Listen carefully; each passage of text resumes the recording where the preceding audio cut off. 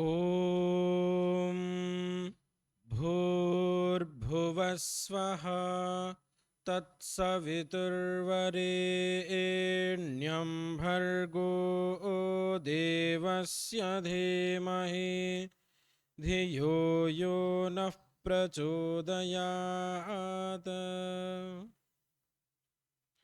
समादरणीय आचार्यगण, वानप्रस्थीगण, अतिथिगण, वंदनीय मातृशक्ति एवं ब्रह्मचारीगण,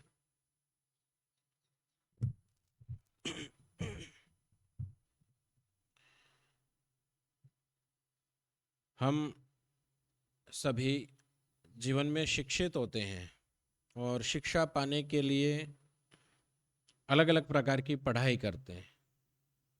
बचपन में हमारे को विद्यालयों में भेजा जाता है, स्कूलों में जाते हैं, वहाँ पढ़ना लिखना सीखते हैं, कुछ माता पिता सिखाते हैं। फिर जैसी माता पिता की या पुत्र की या परिवार की रुचि होती है वैसे वैसे अध्ययन का क्षेत्र चुन करके अलग अलग क्षेत्रों में हम जाते हैं और अपना विकास करने के लिए हम पढ़ाई करते हैं। और उस पढ़ाई में हम पुस्तकों को पढ़ते हैं और पुस्तकें हमें बहुत सारी बातें बताती है। गुरु उसमें हमें सिखाता है, अध्यापक हमें अलग अलग प्रकार से अलग अलग ढंग से बोर्ड पर लिख करके, आपके नोटबुक में लिखवा करके, आपसे बुलवा करके, ऐसे अनेकों प्रकार से आपको कुछ चीजें आ जाए इसके लिए अध्यापक प्रयास करते हैं। कुछ स्थानों पर जब छोटे बच्चे होंगे तो उनको अच्छी अच्छी बातें रटाई जाती है। थोड़े बड़े हो जाते हैं तो रटी हुई बातों को वो बोलते हैं जो उन्होंने रटी हुई थी। मान के चलिए कि आपको सिखाया गया कि सत्य बोलना चाहिए, ये बचपन में रटा दिया गया। सत्यम वद धर्मम चर, ऐसे कुछ अच्छे वचन आपको बचपन में रटा दिए। जैसे अभी अष्टाध्याय वगैरह रट रहे हैं, ऐसे बहुत सारी चीजें अच्छी अच्छी भी रटी होती है। तब हम छोटे होते हैं, इतने समझदारी हमारे अंदर आई नहीं होती है, तो हमें वो चीज़ समझ में नहीं आती, लेकिन मुख पर आ जाती है। थोड़े बड़े होते हैं तो जो हमने रटा हुआ है वो कुछ कुछ समझ में आने लगता है, या फिर कहीं पढ़ाया गया होता है, कोई समझा रहा होता है, तो वो आपका रटा हुआ और उनका वो रटे हुए जो आपने रटा था उसको वो समझा रहे, तो उसका कनेक्शन बन जाता है, तो आपको समझ में आ जाता है। और ऐसे एक दूसरे को कुछ कुछ लाभ होता है और कुछ चीजें हम सीखते चले जाते हैं। वो सीखना कैसा होता है कि उन्होंने शब्द बोला, आपने शब्द सुना और उसका अर्थ का बोध हो गया। जैसे कि सत्य बोलना चाहिए, उदाहरण के लिए हम एक ले लेते हैं। पहले तो आपको सत्यम वद ये वचन सिखाया गया, सत्य बोलो। अब उस पर ध्यान नहीं था कि भाई सत्य बोलना चाहिए, बचपन काल में वो पता नहीं होता है। वो सत्य बोलना चाहिए करके भी झूठ बोलते हैं।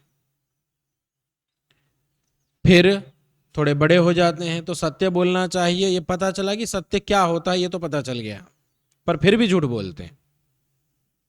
जब समझ में आ गया है तो फिर उसको हम झूठ क्यों बोलते हैं? तो इसका मतलब वो शब्द रूप में, शब्द के अर्थ के रूप में समझ में आया है। अभी जो शिक्षा थी वो भी नहीं आई है। थोड़े और बड़े हो जाते हैं। कैसे बड़े हो जाते हैं? अनुभवों से थोड़े बड़े हो जाते हैं, तब हमें दूसरों के द्वारा झूठ बोलने पर जो कष्ट होता है या उसकी हानियां होती है वो अपने साथ होती हुई दिखाई देती हैं। और उस हानियों को देख करके, उन हानियों के कष्ट को देख करके फिर हम सीखते हैं कि नहीं, सत्य बोलना ही ठीक है, और तब थोड़ा सा झूठ बोलने का अभ्यास कम करने लगते हैं। लेकिन तब बहुत समस्या आती है।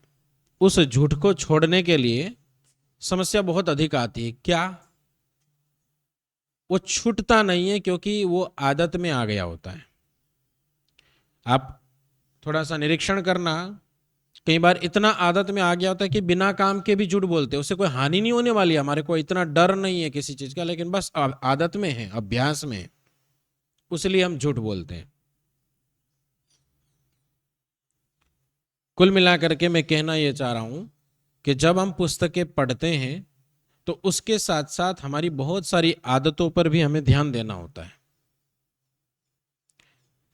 हमें जो बहुत सारी बातें सिखाई जाती है सैद्धांतिक स्तर पर, व्यावहारिक स्तर पर, अन्य बहुत शारीरिक आदि बहुत सारी शिक्षाओं को दिया जाता है, उन पर गहराई से ध्यान देते हुए उन विषय को हम सीखेंगे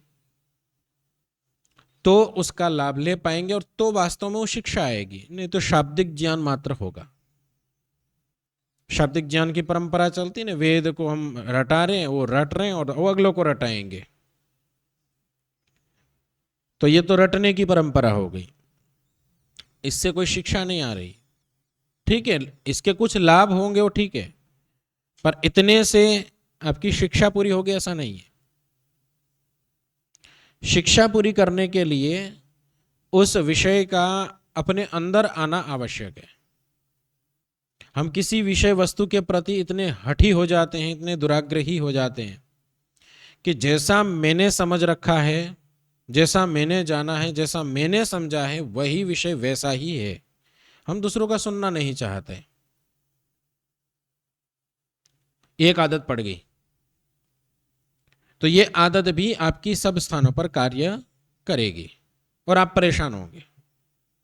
आप छोटी छोटी बातों को लेकर के परेशान होते हैं। पीछे मैंने एक बार कहा था, एक रोग होता है बिल्कुल छोटी सी चीज से परेशान हो जाना। कैसी? यहां धूल लगी हुई तो धूल से परेशान हो रहे हैं, यहां धूल है, थोड़ी सी गंदगी दिख गई, उस गंदगी से बहुत परेशान है, व्याकुल हो रहे हैं, सहन नहीं हो पा रहा है। कई बार कमरों में पोंछा झाड़ू लगाने आदि की ऐसे आदत बन जाती है कि इतना आवश्यक नहीं है, पर फिर भी उसके इतने बंधी बन जाते हैं कि फिर एक दिन पोंछा नहीं लग पाता है तो पूरे दिन परेशान रहते हैं। ऐसे ऐसी बहुत सारी छोटी आदतें बन जाती है।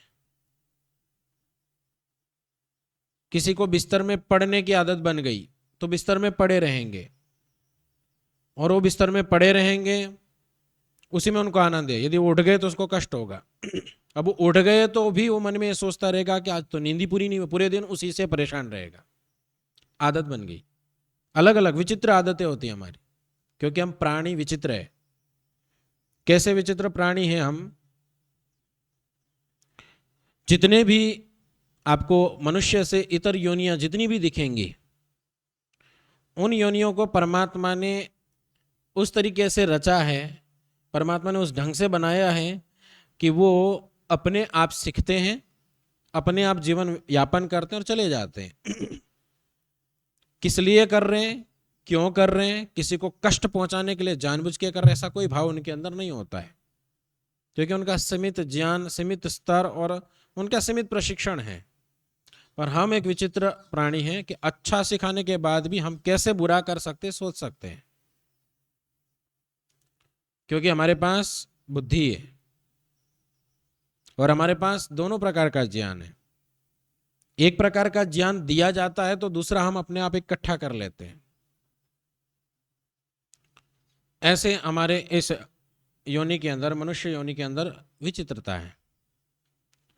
अब जब हम किसी विषय को सीखते हैं और उसकी आदतें हमारी अलग अलग प्रकार की पड़ गई है, आप ध्यान रखिएगा कि उस विषय को पढ़ते हुए भी आप गलत कार्य कर रहे होते हैं। उस शास्त्र के अंदर वो बातें कही गई होती हैं जो आपको नहीं करनी चाहिए, और उसको आप पढ़ रहे होते हैं, आज कक्षा में पढ़ के आए होते हैं, फिर भी उस कार्य को आप कर रहे होते हैं। क्या कारण है? आदत। आगे आप योग दर्शन पढ़ेंगे तो योग दर्शन में संस्कारों को दग्ध बीज करने का, संस्कारों को जानने का, समझने का आपको अवसर मिलेगा। ये सब संस्कार मतलब आदत, ये संस्कार बहुत परेशान करते हैं। कई बार तो व्यक्ति छोड़ना ही नहीं चाहता, समझ में ही नहीं आ रहा है, कि क्या चीज है, ये आदत क्या है, ये संस्कार क्या है, पता ही नहीं चल रहा है। और कई बार समझ में आते हुए भी छोड़ नहीं सकते, समझ में आते हुए भी छोड़ नहीं सकते। और कई बार तो ऐसी दुर्दशा होती है कि छोड़ना चाहते हुए भी नहीं छोड़ सकते,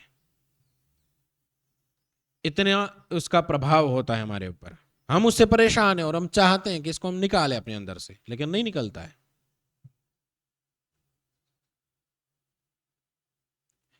लगता ऐसा है कि वो अपने को पूरा हमारे को वश में कर रखा है उस संस्कार ने, हम उसके अनुकूल बन चुके हैं, वो जैसा चाहे वो संस्कार हमारे से करवा लेता है।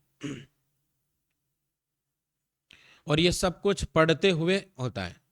विद्या पढ़ रहे हैं, उस विद्या से उन्हीं विषयों को जान रहे हैं, समझ रहे हैं, और उसके बाद भी वो विषय ऐसे ही हम करते रहते हैं। ये जो संस्कार है, आदत है, ये बहुत परेशान कर रही है।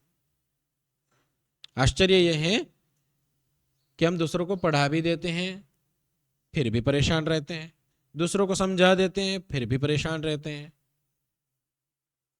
ये सब आदतें हैं। बुद्धि होते हुए भी हम इस चीज को कर नहीं पाते हैं। तो इससे ये निकल करके आता है कि केवल पढ़ना पर्याप्त नहीं है, और इसीलिए हमारे व्यवहार भानु के अंदर जो आगम काल, स्वाध्याय काल, प्रवचन काल और अंतिम जो व्यवहार काल बताया है वो अति आवश्यक बताया है। यदि व्यवहार काल तक आप पहुंचे नहीं तो आपकी शिक्षा पूरी नहीं हुई है, आप अधूरे, आधे अधूरे निकल रहे हो। जो तीन चीज है वो दूसरों से मिल रही है, दूसरों के कारण हो रही है। अब जब व्यवहार काल की बात आती है तो वो अधिक अपने से जुड़ी हुई होती है, दूसरों के साथ कनेक्ट होना है लेकिन वो अपने से ही ज्यादा जुड़ी हुई चीज है। आप कितना भी सत्यमद के रट्टे मारते रहो, उससे कोई आपको शिक्षा आ गई ये नहीं कहलाएगा। जो भी चीज आपके अंदर आई है वो तभी वो आई है ऐसे मानी जाएगी जब आपके व्यवहार के अंदर वो चीज दिखती है। नहीं तो व्याकरण में उदाहरण आता है ना, कृता कृतम, भुक्ता भुक्तम, पिता पीतम, किया किया, ऐसा किया कि न किया किया के बराबर किया। आपका करना ऐसा है कि जैसे न किया हो, ऐसा करना है आपका।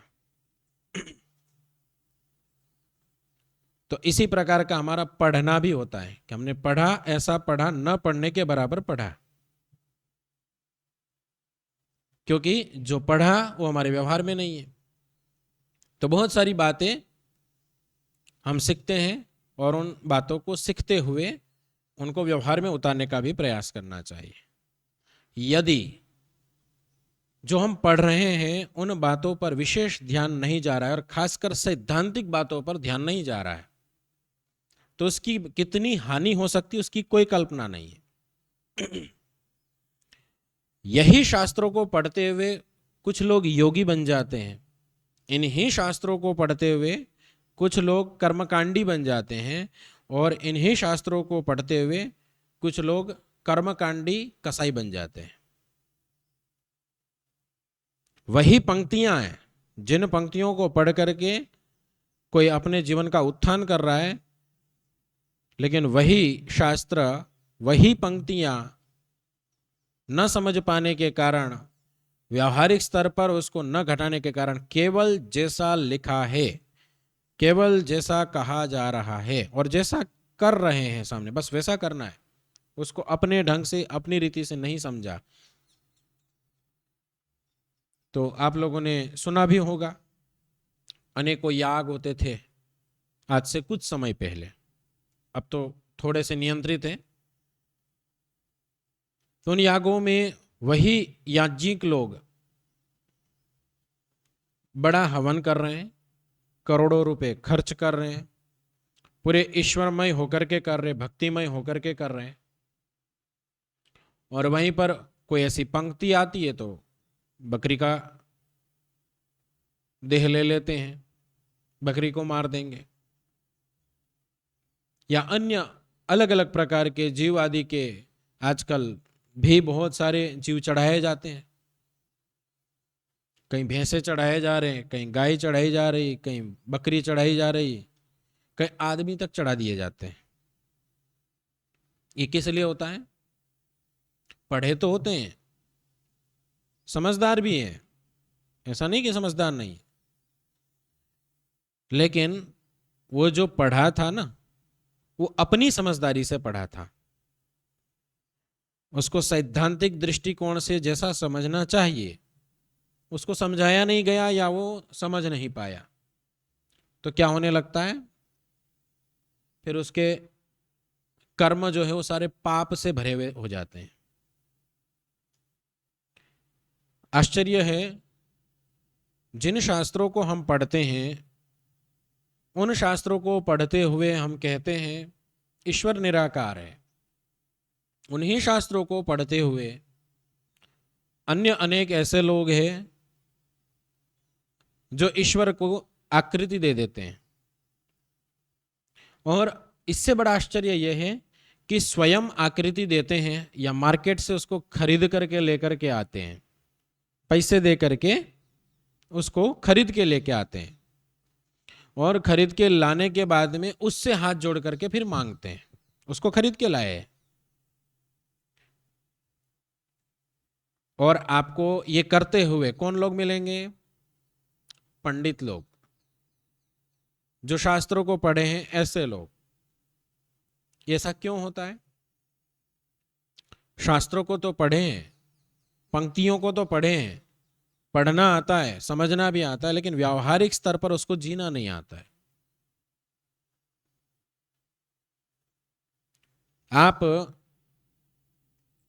ने जो व्यवहार किए होंगे सांसारिक, कहीं ना कहीं जुड़े होंगे, तो गंगा में डुबकी लगा के पाप धोने की बात आई, गणेश जी को ला करके फिर डुबोने की बात आई, तिरुमला में जाकर के बाल चढ़ाने की बात आई, शिव जी पर जाकर के दूध चढ़ाने की बात आती है। अब इसमें आप थोड़ा सा केवल सैद्धांतिक स्तर पर थोड़ा सा सोचने जाएंगे तो कोई लॉजिक नहीं है, लेकिन खुद के ऊपर कोई केस हो जाए तो हम अपना वकील करते हैं, तो वहां विशेष विशेष लॉजिक देने बैठ जाते हैं। जो अपने जीवन से जुड़ी हुई सारी सारी चीजें होती हैं उसमें कोई लॉजिक लगाना नहीं चाहते, पूरा जीवन ऐसे ही चला जाता है। हो सकता है कि उतना दूध पिला करके बहुत सारे पुण्य एकत्रित कर सकते थे, वही नाली में बहा दिया जाता है। जो शरीर का मल था, बाल थे, वहां जाकर के गंजे होकर के आ जाते हैं, चढ़ा करके आ जाते हैं, वो उसका अपना व्यापार करते हैं। वो किस लिए किया गया है, ऐसा सिस्टम क्यों बनाया गया है, किसी को पता नहीं। अब भाई अपने जीवन में हम जब जीते हैं, मैं ये बात इसलिए बता रहा हूं कि हमारे में से भी बहुत सारे लोग पढ़ करके जाते हैं, वो पंक्तियां पढ़ करके जाते हैं और फिर बाद में आचरण वही होता है, वो कर ही नहीं पाते, जानते हुए, देखते हुए, समझते हुए भी उस चीज को अपने व्यवहार के अंदर नहीं लेके आ पाते। जाके फिर वही पत्थर के आगे अगरबत्ती घुमाएंगे, आरती घुमाएंगे, घंटी बजाएंगे, उसी को जगाने में लगे रहते, खुद जगते ही नहीं। ना फिर वो जगता है ना खुद जगते हैं, दोनों की स्थिति एक जैसी, पत्थर। ये क्यों हो रहा है? केवल रट्टा मारना और पंक्तियों को पढ़ करके बस शब्द का अनुवाद कर लेना, इतना कर रहे हैं हम। इससे थोड़े से परे जाएंगे, थोड़ा सा अंदर उतरेंगे, थोड़ा सा व्यवहारिक ज्ञान पर आएंगे तो पता चलेगा, नहीं तो कुछ नहीं पता चलेगा। पर हाँ, यह जरूर हो सकता है कि शिवलिंग पर दूध नहीं चढ़ाना चाहिए किसी व्यक्ति ने कहा तो उस पर आग बबूला हो जाएंगे। गणेश जी को डुबोना नहीं चाहिए या उनके आगे घंटियां बजानी नहीं चाहिए बोलेंगे तो गुस्सा आ जाएगा। ऐसे आपको बहुत सारे विकृत मानस वाले विचित्र पंडे मिल जाएंगे, उन्हीं का उसी से धंधा चल रहा है। आप उनके धंधे पे चोट मार रहे हो तो कैसे सहन करेंगे। पर यदि हम भी इन्हीं सामग्री को पढ़ करके और यही समाज में जा करके ऐसे ही बातें करेंगे और उन बातों को करते हुए तालमेल बिठा लेंगे, अपना समझौता कर लेंगे, क्योंकि जीवन यापन करना है, कोई बात नहीं, ये इनका अपना जीवन है, हमारा अपना जीवन है, ठीक है भाई, उनका जीवन उनको जीने दो, लेकिन आप तो अपना जीवन ठीक रखो। कोई थोड़ा सा मजबूरी में फंसा हुआ हो और उनको कह दिया जाए कि आप ये इतना कर दो। मैंने अभी एक सुना था किसी बाबा के विषय में कि उस बाबा को 1,000 करोड़ की कोई डील कराई गई। बस शर्त ये थी कि आपको अपने स्थान विशेष में एक मंदिर का निर्माण करवाना है, मंदिर का निर्माण करवा दीजिए और पूजा पाठ आदि में थोड़ा सहयोग करवा दीजिए 1,000 करोड़ के लिए। 1,000 करोड़ वैसे तो बहुत बड़ा है, हम सब मिलके भी शायद पूरे जीवन में न कमा पाए। उनको ऐसे बैठे बैठे मिल रहा है, किस लिए मिल रहा है? केवल इसलिए कि बस एक मंदिर बनवा दो, मंदिर का खर्चा भी वो लोग देंगे, आपको बस बैठ करके ओम नमः शिवाय स्वाहा करना है, काम हो जाएगा। तो ऐसे हमारी स्थिति भी हो सकती है, हमारी हो सकता है छोटे स्तर पर हो, लेकिन आराम से हो सकती है। आपके घर परिवार को मैं संभाल लूंगा, उनका खर्चा मैं संभाल लूंगा, बस आप ये पूजा पाठ कर दो, कर देंगे शुरू। इतने सिद्धांतहीन व्यक्ति जो होंगे वो देश का अहित कितना कर सकते हैं उसकी कोई कल्पना नहीं है। ये जो मुसलमान वगैरह है, इनके जो मुख्य कोई पैगंबर, मोहम्मद पैगंबर वगैरह जो थे, ये इन्हीं विकृत मानस वाले तो थे। आज जो इतने देशों में फैल गए, आज जो इतनी विकृतियां फैल गई, वो किस लिए फैल गई? बस वो सैद्धांतिक दोष कर बैठे और फिर उनको मानने वाले समझने वाले अपना सुख उसमें देख रहे हैं। आपको एक सरल सी बात बताता हूं। आजकल एआई का जमाना है, सब कुछ जो भी कार्य हो रहा है, जो भी कार्य करवा रहे हैं, कुछ भी किसी को जरूरत पड़ रही, बीमार हो रहा है, कोई व्यक्ति अपने स्वास्थ्य के बारे में कुछ जानना चाहता है, घर को कैसे बनाना है, कैसे पढ़ना है, कैसे पढ़ाना है, बच्चे को कैसे सुधारना है, हर चीज को एआई से पूछ करके ही, उससे डिस्कशन करके ही काम करते हैं। और उनका जीवन उसी से, एआई से ही चल रहा है, अपना चिंतन समाप्त हो रहा है। वो बस इतना सोच सकते कि मेरे को करना क्या है, पर कैसे करना है वो अपने नहीं, एआई से सलाह लेंगे। अच्छी बात है, सलाह ले रहे, वो पूरी दुनिया के अनुसार सलाह देता है और हम उसी के अनुसार चलते हैं। मैं उसको गलत नहीं कह रहा हूं, कहीं सोचे कि उसको गलत कह रहा हूं, गलत नहीं कह रहा हूं, पर जो अपना सोचना था वो थोड़ा रोक दिया और उनकी जो सोच थी उस पर अधिक विश्वास हो गया। कोई डॉक्टर भी हमें जब बोलता है कि आपके अंदर ये कमी है, मैं अभी पीछे मेरे को जब रुग्णता हुई तो उसका रिपोर्ट निकाला, ब्लड रिपोर्ट निकाला, और जब ब्लड रिपोर्ट निकाला तो उसको जांच की, डॉक्टर ने बताया कि ये इसमें कमियां हैं, आपको ये सावधानी रखनी है। मैंने भी उसके चित्र लिए और एआई को भेजे, उस ब्लड रिपोर्ट के बारे में पूछा कि भाई इसमें क्या क्या कमियां हैं और क्या क्या मेरे को सावधानियां रखनी चाहिए। जो डॉक्टर ने बताई लगभग सारी वही बताई, लेकिन उस पर हमें अधिक विश्वास होता है और हम उसके अनुसार चलते हैं। तो मैं एक दिन ये जब कर रहा था तो उस दिन सोच रहा था कि मैं इस एआई को क्यों पूछ रहा हूं, इस बात को मैं चैट जीपीटी को या जेमिनी को क्यों दे रहा हूं, ये बात वहां से क्यों जानना चाह रहा हूं? मेरे को तो डॉक्टर ने बता दिया है। जब डॉक्टर ने बता दिया है तो मेरे को ये सब दोबारा से जानने की इच्छा क्यों हो रही है? बहुत सोचा, मुझे थोड़ा सा इतना पकड़ में आया कि हम उस पर अधिक विश्वास करते हैं जो अधिक जानता है। हम उसको मानते हैं जो अधिक जानता है, या वो विश्लेषण कर सकता है बहुत बातों का, हम उसको अधिक जानते हैं, उसको मानते हैं। जैसे मान के चलिए कि ये इधर का भी जानता है, इधर का भी जानता है, इधर का भी जानता है, बहुत सारे विषयों को जानता है, और उन सब विषयों को जानते हुए वो निर्णय दे सकता है कि ये सब गलत है, ये सही है। तो मैं वहीं तक पहुंचा और उतना समझ में आया। तब एकदम मन में आया कि हम महर्षि दयानंद को पढ़ते हैं, तो महर्षि दयानंद ने इतने सारे विश्लेषण किए हैं, हर संप्रदाय, हर मत को लेकर के उन्होंने अपनी बात को रखा, वहां तर्क की कसौटी पर उसको कसा, प्रमाणों की आधार पर उसको अप्रमाणित प्रमाणित घोषित किया।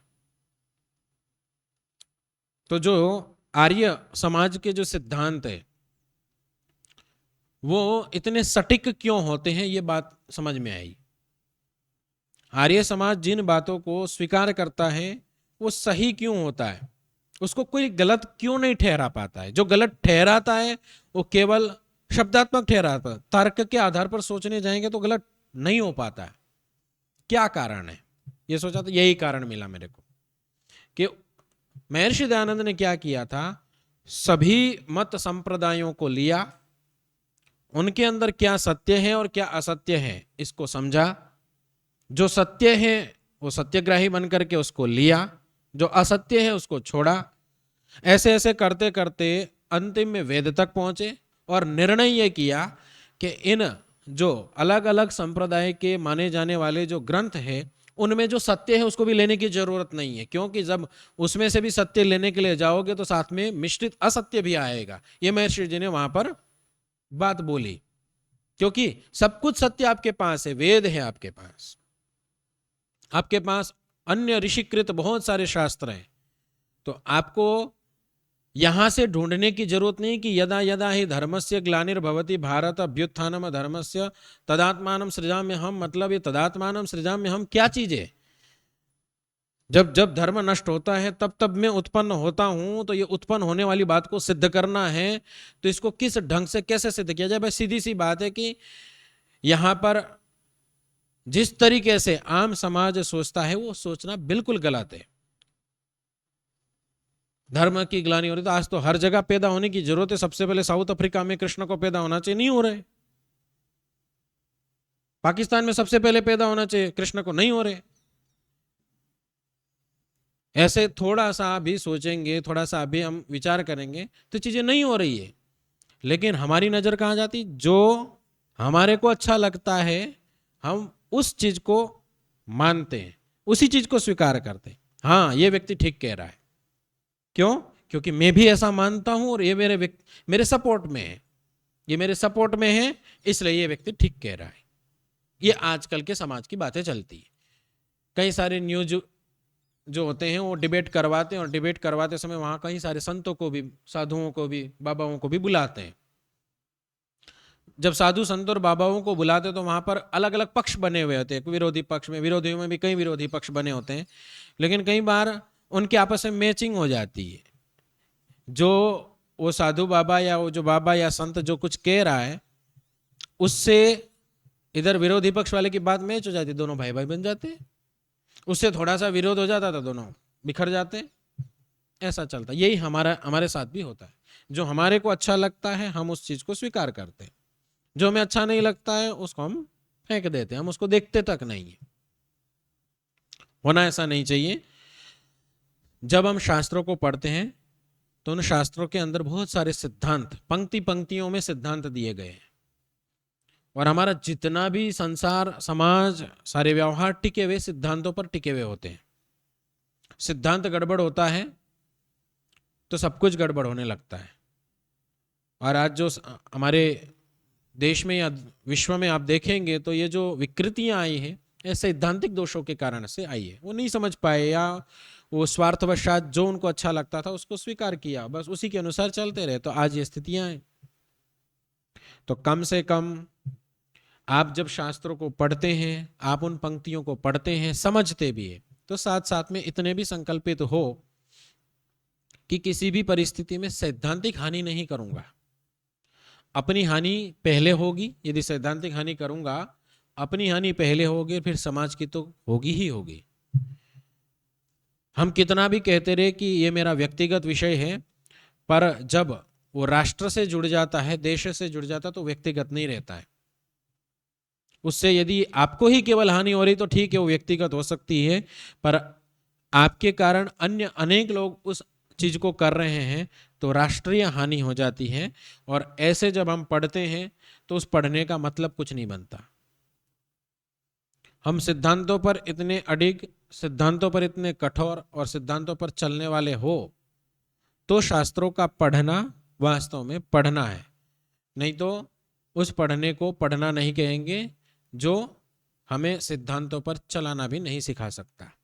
इसलिए हम छोटे छोटे ग्रंथों को पढ़ते हैं, उसमें भी हमारे सभी ग्रंथों के अंदर हर जगह पर, हर पंक्तियों में, हर प्रकरण के अंदर सैद्धांतिक बातों को डाला गया है कि बचपन से ही हम इन सिद्धांतों को जान जाए। तो पढ़ते समय इन बातों का भी साथ में ध्यान देते जाए कि सैद्धांतिक स्तर भी मेरा मजबूत होना चाहिए। सैद्धांतिक स्तर वास्तव में जीवन की नींव होती है। ओम शम शांति पाठ।